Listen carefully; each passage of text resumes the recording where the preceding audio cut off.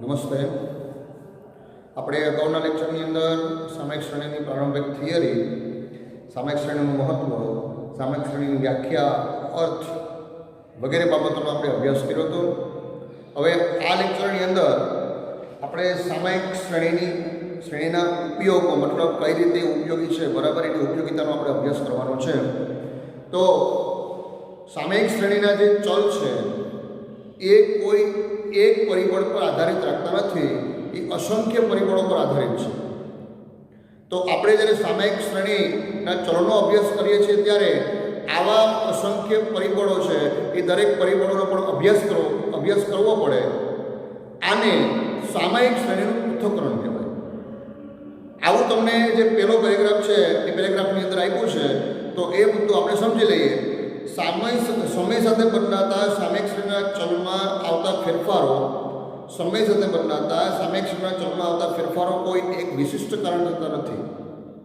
સામયિક શ્રેણીનો ચલ અનેક પરિબળો પર આધારિત છે અને તે બધા પરિબળોની અસર આપેલ ચલની કિંમત પર થતી હોય છે. દાખલા તરીકે તમને એક્ઝામ્પલ આપ્યું છે કે જથ્થાબંધ બજારમાં ઘઉંનો ભાવ સમય સાથે બદલાતો હોય છે. સમજો કે 2010ની અંદર ઘઉંનો ભાવ છે એ 20 કિલોગ્રામના સમજો કે 250 રૂપિયા હતા. 2012ની અંદર 270 રૂપિયા થયા. 2014ની અંદર 290 રૂપિયા થયા. 2016ની અંદર 240 રૂપિયા થયા. 2018ની અંદર 230 રૂપિયા થયા.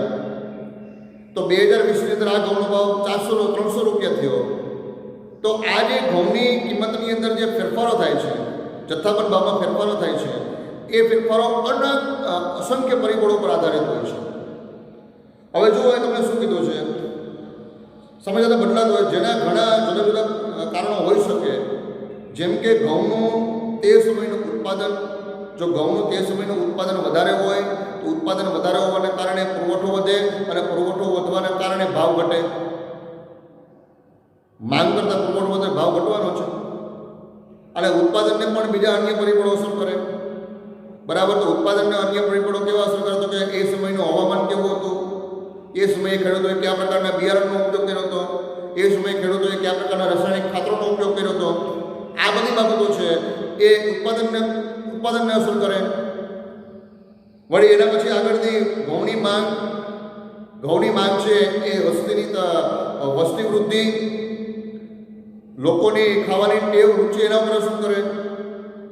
અને સમજો કે ઘઉંની પુરવઠો કિંમત વધે તો કદાચ ઘઉંની માંગ ઘટેની જગ્યાએ બીજા અન્ય અનાજોની અનાજોનો ઉપયોગ કરે. સમજો ઘઉંની જગ્યાએ બાજરીનો, જુવારનો ઉપયોગ કરે, તો માંગને પણ બીજા અન્ય પરિબળો અસર કરે.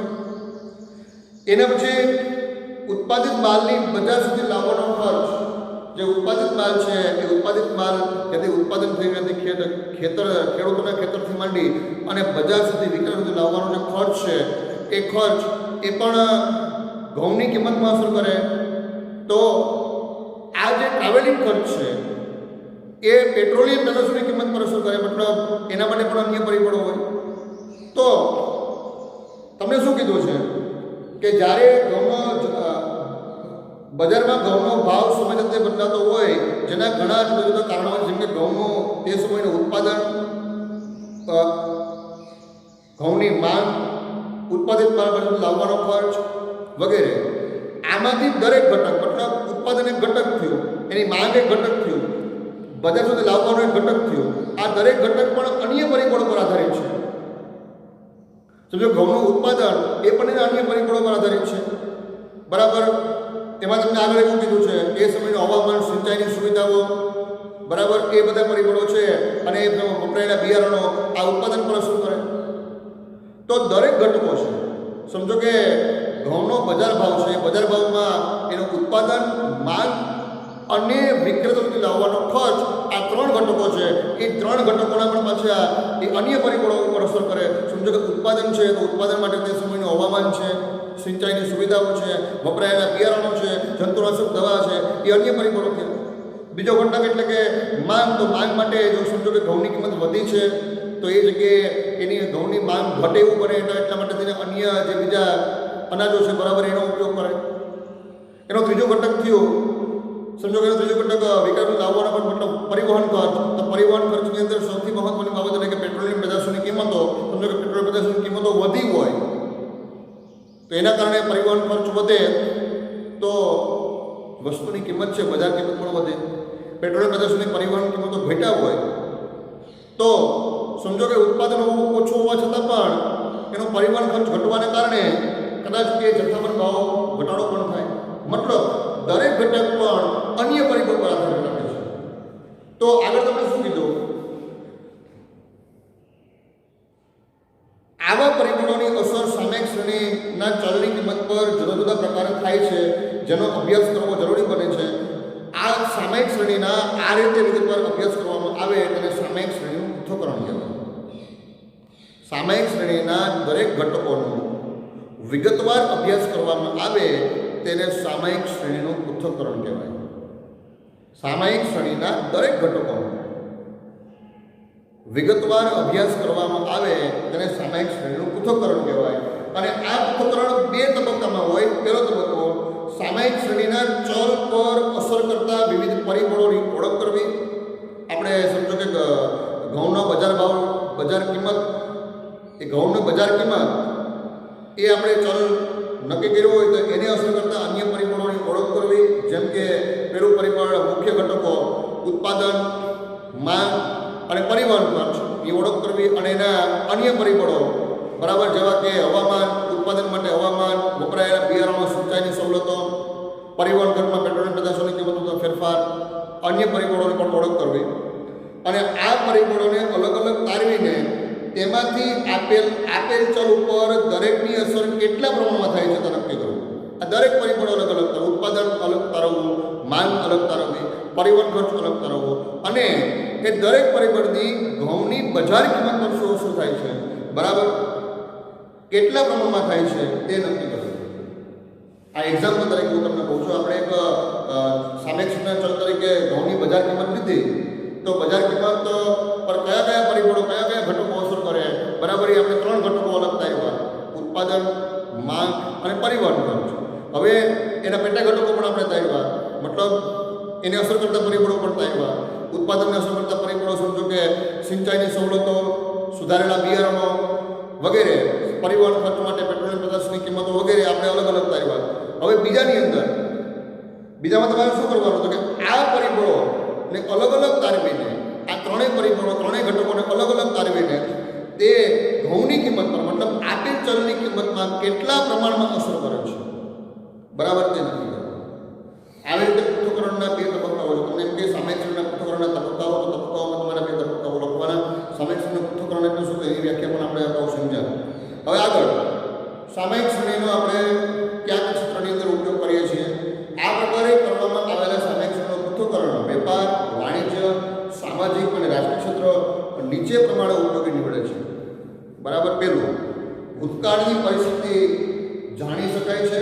મતલબ આપણે સામયિક ચલો જે સમય છે, એ સમય ભૂતકાળનો સમય ધ્યાનમાં લઈ અને ભવિષ્ય માટે આપણે અનુમાન કરવાનું છે. તો ભૂતકાળની પરિસ્થિતિ આપણે જાણી શકાય છે અને તે પરથી ચલનનો પ્રકાર અને માપ મેળવી શકાય છે. મતલબ ચલણનો પ્રકાર કેવો છે, બરાબર, તેની ભૂતકાળની પરિસ્થિતિના આધારે એનો આપણે ચોક્કસ અનુમાન મેળવી શકીએ. બીજું, ચલની ભવિષ્યની કિંમતોનો આંકડાકીય રીતોની મદદથી અનુમાન મેળવી શકાય છે. ચલની ભવિષ્યની કિંમતોનો આંકડાકીય રીતોની મદદથી અનુમાન મેળવી શકાય. એક્ઝામ્પલ તરીકે ચલિત સરેરાશની રીત, ન્યૂનતમ વર્ગની રીત, એ રીતોની મદદથી ભવિષ્યમાં કયા પ્રકારનો ફેરફાર થશે એનું અનુમાન આપણે મેળવી શકીએ છીએ.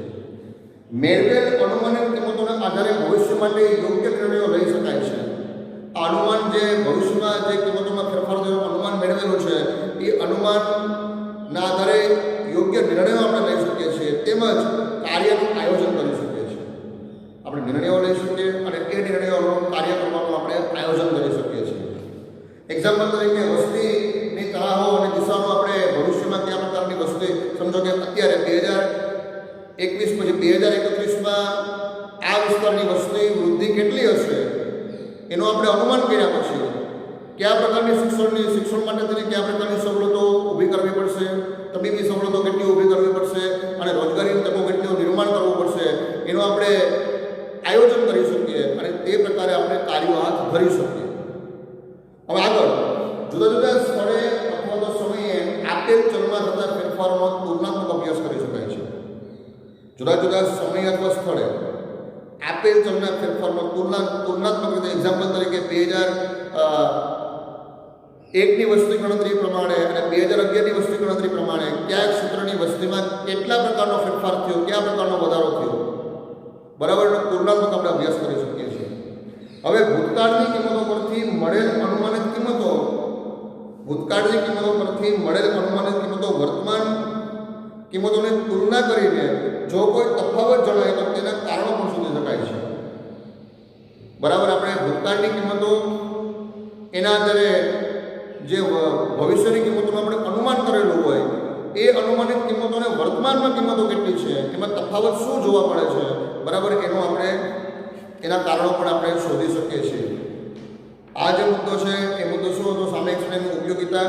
બરાબર, 5 ઉપયોગિતા છે આખા પેરેગ્રાફની અંદર. સામયિક શ્રેણીનું પૃથ્થકરણ એટલે શું, પૃથ્થકરણના તબક્કાઓ અને સામયિક શ્રેણીની ઉપયોગિતા એટલા મુદ્દાઓ છે. એ મુદ્દાઓ આની અંદર આઈએમપી છે, તો એ મુદ્દાઓ વ્યવસ્થિત તમે તમારી બુકની અંદર લખી લેજો. હવે સામયિક શ્રેણીના ઘટકો. સામયિક શ્રેણીના ઘટકો પેજ નંબર 160. મુખ્ય 4 ઘટકો છે. દીર્ઘકાલીન ઘટક, એને આપણે વલણ તરીકે ઓળખશું. બીજું મોસમી ઘટક, એના પાછળ 2 ઘટકો છે. પછી ચક્રીય ઘટક અને અનિયમિત ઘટક. બરાબર, સામયિક શ્રેણીના 4 ઘટકો છે. એમાં પહેલું દીર્ઘકાલીન ઘટક. તો સામયિક શ્રેણીના ચલમાં ખૂબ જ લાંબા સમયગાળામાં જે ચલણ જોવા મળતું હોય તે દીર્ઘકાલીન ઘટક કે વલણ તરીકે ઓળખવામાં આવે. સામયિક શ્રેણીનું વલણ એટલે શું એવું પૂછાય અથવા દીર્ઘકાલીન ઘટક એટલે શું એવું પૂછે. બંનેનો અર્થ તમારે એક જ લખવાનો. સામયિક શ્રેણીના ચલમાં ખૂબ લાંબા સમયગાળામાં જે ચલણ જોવા મળતું હોય, ખૂબ લાંબા સમયગાળામાં ચલણ કે વધારો ઘટાડો જોવા મળતો હોય, બરાબર, તેને દીર્ઘકાલીન ઘટક કે વલણ તરીકે ઓળખવામાં આવે છે. સામાન્ય રીતે સામયિક શ્રેણીના ચલમાં સમય સાથે સતત વધારો ઘટાડો થતો માલુમ પડે છે. સમય સાથે વધારો ઘટાડો માલુમ પડે છે. આ સ્થિતિ વલણને કારણે ઉદ્ભવે છે. બરાબર, એને એક્ઝામ્પલ તમને આંતરરાષ્ટ્રીય બજારમાં રૂપિયાનો મૂલ્યનો ઘટાડો થતો, મોબાઈલની કિંમતો, મોબાઈલ ફોનનો વધારો, વપરાશનો વધારો, દેશની વસ્તીનો વધારો, મૃત્યુદરમાં થતો ઘટાડો, આ બધા જે ફેરફારો છે એ ફેરફારો લાંબા ગાળાના ફેરફારો છે. હવે આગળ જે આપણે છે એટલે સુધી વાંચી રાખશું. આપણે આગળના લેક્ચરની અંદર આ સામયિક શ્રેણીના ઘટકો છે એનો આપણે વિગતવાર અભ્યાસ કરશું. નમસ્તે.